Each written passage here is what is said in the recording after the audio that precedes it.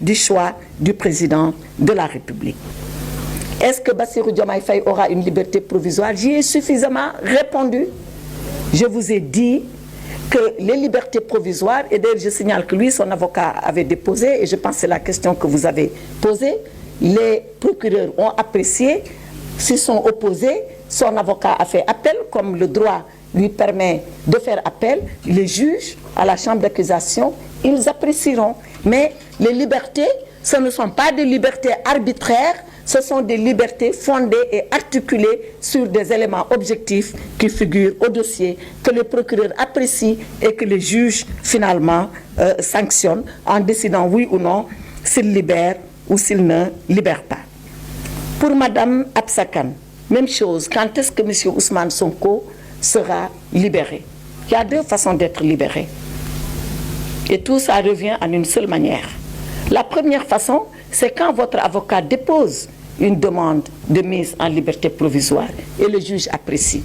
La deuxième manière, c'est quand le procureur lui-même, qui avait demandé que vous soyez sous mandat de dépôt, estime que vous n'êtes plus dans les conditions du mandat de dépôt et qu'il adresse dans ce sens-là, sans être saisi par qui que ce soit, il estime objectivement que maintenant c'est le temps de le faire parce que les conditions sont réunies, il saisit le juge et il demande au juge de le faire et tout ça, c'est les juges qui apprécient et qui le font de façon souveraine.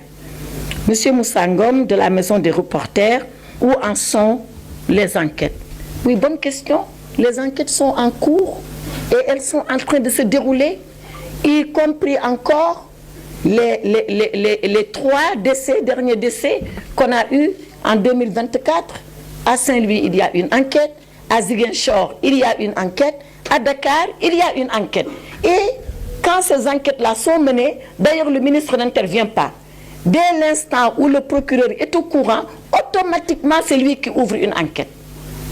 C'est à ce niveau-là. Moi, je n'ai pas besoin de prendre le téléphone, de dire à un procureur, ouvrez une enquête, encore moins de lui demander le contraire.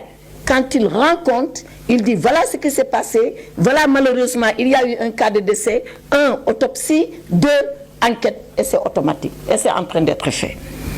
Dernière question de LCI Express. Vous aurez appris que... D'abord, pourquoi les 500? Mais les 500, parce que c'est 500 et quelques manifestants qui ont été, à la suite de ça, mis sous mandat de dépôt à Rebeuss. Moi, je n'ai pas inventé les 500. Les 500 étaient en train de perturber l'ordre public pour une raison, pour une autre. On les a pris par les forces de l'ordre, on les a déférés, on les a envoyés en prison. Et c'est sur eux, que, sur ce lot-là, que 300 et quelques ont bénéficié d'une liberté provisoire et il reste 200 et quelques. Moi, je ne dis pas que tout le monde va sortir, mais en tout cas, on est sur le temps de la stabilité, de la pacification de l'espace politique et social et nous sommes en train d'étudier, si rien ne s'oppose à ce qu'ils soient libérés, ils seront libérés.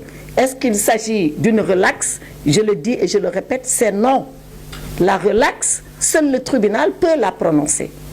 Il faut qu'ils aillent en jugement pour être relaxés. Pour le moment, ils bénéficient de ce qu'on appelle une liberté provisoire, avec des conditions, en espérant, comme je l'ai dit tout à l'heure, que toutes les leçons auront été tirées, apprises et tirées, et qu'on n'aura pas encore à revenir sur des décisions qu'on avait prises pour apaiser le climat politico-social au Sénégal.